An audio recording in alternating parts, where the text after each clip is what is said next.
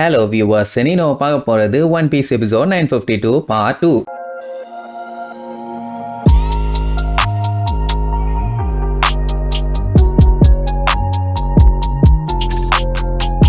Open பண்ணா நம்ம ஜோரோவுக்கும் அந்த கத்தி திருடனுக்கும் சண்டை ஸ்டார்ட் ஆகுது. ரெண்டு பேருமே மரணத்தனமா சண்டை போடுறாங்க. அதுலயும் அவன் கத்தி பெருசா வச்சிருக்கானா, அதை தடுக்கிறதுக்குள்ள ஜோரோ கொஞ்சம் படாத பாடுபடுவான். பட் அந்த அளவுக்கு எல்லாம் கஷ்டம் இல்ல. ரெண்டு ஸ்வாட் வச்சு சண்டை போடுறதுனால கொஞ்சம் அன்கம்ஃபர்டபுளா அவனுக்கு ஃபீல் ஆகுது. அவ்வளவுதான். உடனே 720 பவுண்ட்ஸ் அட்டாக்கை யூஸ் பண்ணுவான். அந்த அட்டாக்கை தடுக்க முடியாம அந்த திருட்டு பயலோட கத்தி கண்ணா பின்னான்னு உடஞ்சு தெரிச்சிரும். அவங்கிட்ட தான் ஏகப்பட்ட வெப்பன்ஸ் வெரைட்டியா வச்சிருக்கானே. அதே வெப்பன்லயும் 2-3 காப்பி வச்சிருக்கான் போல. சோ மறுபடியும் ஜோரோ கிட்ட பயங்கரமா சண்டை போடுவான். ஏர்லயே கண்ணா பின்னான்னு சண்டை நடக்கும். ஜோரோ வந்துகிட்டு, நீ யாரு, நீ எனக்கு எனிமியா இல்ல நண்பனா, யாரா நீ, யாருன்னு கேட்டா சொல்லவே மாட்டான். அதுக்கப்புறம் ஜோரோ வேற வழி இல்லாம ஃபர்ஸ்ட் ஒரு வெட்டு, அதுலயே ரத்தம் புளிச்சுன்னு தெரிச்சிரும். அதுக்கப்புறம் அடுத்து ஒரு அடி பொத்துன்னு போய் விழுவான். அவ்வளவுதான். ஏறி உட்காந்துட்டு கழுத்துல கத்திய வச்சு, டேய் ஒல்லுங்க என் ஸ்வாட கொடுத்துரு இல்ல பொலந்துருவேமா. இது எல்லாத்தையுமே நம்ம குமரசக்கி ஒரு வாரமா நின்று பாத்துட்டு இருப்பான்னு வைங்க. எங்க ஜோரோக்கு ஒரு டவுட், எதுக்காக இந்த பிரிட்ஜை தாண்டி போறவங்க கிட்ட இவன் வெப்பன்ஸை கலெக்ட் பண்ணணும்? அதை சொல்லுன்னா சொல்ல மாட்டான். சரி பரவாயில்ல, என்னோட ஸ்வாட கொடு இல்லன்னா உயிரை விட்டுருவேன் அப்படின்ட்டு மிரட்டினா என்ன பண்ணுவான், பயத்துல எடுத்து கொடுத்துருவான். ஆனா அவன் நல்லா மூச்சு வாங்கிட்டு பொசுக்குன்னு மறுபடியும் எந்திரிச்சு அட்டாக் பண்ண ஆரம்பிச்சிருவான். ஜோரோ நினைச்சிருந்தான்னா அவனை போட்டு தள்ளவே முடியும். பட் இருந்தாலும் அவன் அதை பண்ணல. அவன் தெளிவா சொல்லிட்டான், நான் மத்த ஸ்வாடு எது வேணாலும் தருவேன், ஆனா அந்த ஸ்வாடை மட்டும் தரவே மாட்டேன்னு. ஏன்னா ஷுசிங்கிற அந்த லெஜெண்டரி ஸ்வாடு தான் இந்த லேண்ட் ஆஃப் ஓனோவோட ட்ரெஷர். அது தொலைஞ்சு போன நாள்ல இருந்து ஏகப்பட்ட பிரச்சனை பானா. எது ஷுசுயான்னு குமரசக்கி கேட்டு பயங்கரமா ஷாக் ஆயிருவா. அவளுக்குமே அந்த ஸ்வாடை பத்தி ஏதோ ஒண்ணு தெரியும் போல. அந்த ஸ்வாடு காணாம போனதுனால தான் இவங்க கடவுள் கடுப்பாயி இவங்களுக்கு ஹெல்ப் பண்ணாம விட்டுட்டாராமா. அதனாலேயே இங்க ஒவ்வொரு ரீஜியனா ஒவ்வொன்னா தோக்கடிக்கப்பட்டு கடைசியில மொத்த கண்ட்ரியுமே டேக் ஓவர் பண்ணிட்டானுங்க. இந்த காடு மாதிரி இருக்க ஸ்வாடை நான் தரவே மாட்டேன்பா. அவன் என்ன சொல்ல வரான்னு புரியுதா? அந்த ஸ்வாடு தொலைஞ்சதுனால தான் இவங்க கண்ட்ரிக்கே இந்த மாதிரி ஒரு மோசமான நிலைமைங்கிற மாதிரி சொல்றான். இது மூட நம்பிக்கை தானே. ஜோரோக்கு அதை பத்தி எல்லாம் ஒண்ணுமே புரியல. மறுபடியும் அவன் அட்டாக் பண்ண ஆரம்பிப்பா. ரெண்டு பேரும் மாத்தி சண்டை போட்டுட்டு இருப்பானுங்க. அந்த டைம்ல தான் சண்டையை நிறுத்துங்கன்னு சொல்லி கவர்மெண்ட் என்ட்ரி கொடுப்பான். அவன் கத்தியை தூக்கிட்டு கரெக்டா ஜோரோக்கு நேரா வீசுவான். நம்மால அசால்ட்டா நகர்ந்து கத்தி வச்சு தடுப்பான். ரிட்டன் கவர்மெண்ட்ஸோ கைக்கே போகும். அதான் மாசு. அண்ட் அது மட்டும் இல்லாம அவன் இப்பதானே வந்தான்,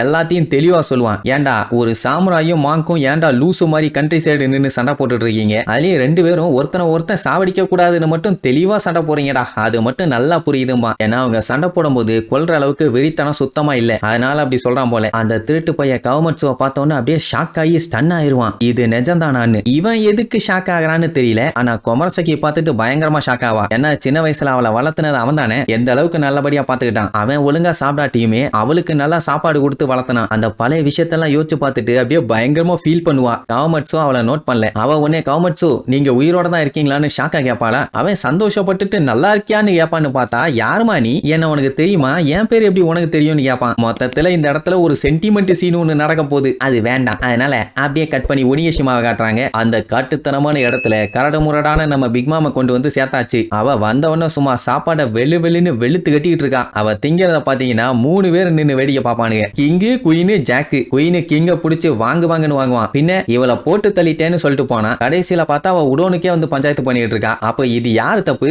அவன் பார்த்த வரைக்கும் அவன் தண்ணியில மூழ்கி செத்துட்டா. ஆனா இந்த மாதிரி வந்து பஞ்சாயத்து பண்ணுவான்னு அவனுமே எதிர்பார்க்கல. சரி இவளை எதுக்குடா இங்க கூப்பிட்டு வந்த, விளக்கண்ண அப்படியே அடிச்சு விரட்ட வேண்டியதானேம்மா. அது எப்படி முடியும்? அத விஷயம் உடன்ல இருக்க கம்யூனிகேஷன் கட் ஆயிருச்சு. இன்ஃபார்ம் பண்ண முடியல. இவளுமே உள்ள வந்து எக்கச்சக்க கலவரம் பண்ணி விட்டு போயிட்டா. அதனால வேற வழி இல்லாம கட்டி தூக்கிட்டு வந்துட்டான்பா. அந்த டைம் பிக் மாமா அவனை பார்த்து, கிங்கு நீ எனக்கு பண்ணது எல்லாத்தையும் நான் மறந்துடுறேன், நீ வேணா என் குரூல வந்து ஜாயின் பண்ணிக்கிறியான்னு கேட்பான். ஏன்னா இவங்க கண்ட்ரியில எல்லா டைப் ஆஃப் மக்களும் இருக்காங்களாமா. ஒரு 3 டைப் ஆளுங்க மட்டும் மிஸ்ஸிங். நீ தான் உயிரோட இருக்கிய, வந்து சேர்ந்துரு அப்படிங்கிற மாதிரி சொல்லுவான். அவன் முடியாதுன்னுவான். கைடோவும் இதெல்லாத்தையும் அங்க உட்காந்து கேட்டுட்டு தான் இருக்கான். அந்த டைம் அவ கண்ணுல அந்த பயங்கரமான லுக்க பார்க்கணுமே. பார்த்துட்டு இருக்க 3 பேருமே கொஞ்சம் பதறத்தான் செய்வானுங்க. வெளியில மட்டும்தான் தெரியல. சரின்ட்டு அவ சாப்பாடு எல்லாத்தையுமே தின்னு முடிச்சுட்டு அவ கையில மாட்டிருக்க விலங்கு எல்லாத்தையுமே கழட்டி விட சொல்லுவான். குயினு தான் பச்சை திட்டுவான். ஏன் கிளட்டு மூட்டை, உன் கட்டெல்லாம் அவுத்து விட முடியாது, என்ன பண்ணுமோ பண்ணிக்க நீருவான். அவளை பாக்குறதுக்கு தான் இப்ப கைடோ அப்படியே பொறுமையா வந்துகிட்டு இருப்பான். கைடோவோட பைரட்ஸ் எல்லாத்துக்குமே நல்லா தெரியும். பிக் மாமும் கைடோவும் இதுக்கு முன்னாடி ஒரே பைரட் குரூப்ல இருந்தவங்கன்னு. எனக்கு என்ன ஒண்ணு புரியலன்னா,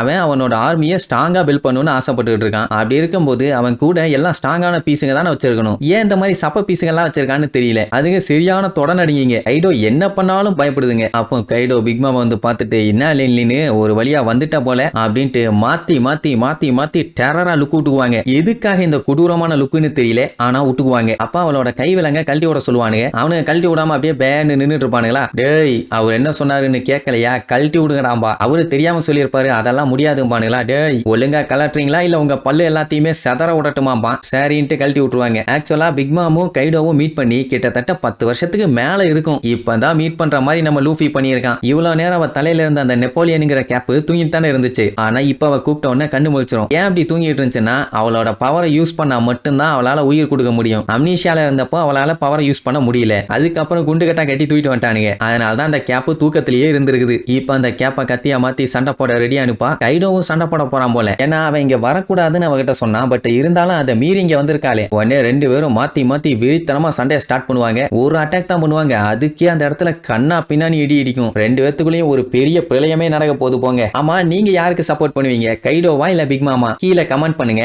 யாரு ஜெயிச்சா நல்லா இருக்கும்னு நீங்க சொல்லுங்க. அப்படியே அதுல யாரு ஜெயிக்கிறான்னு நம்மளும் அடுத்தடுத்த எபிசோட்ல பார்க்கலாம். டாடா.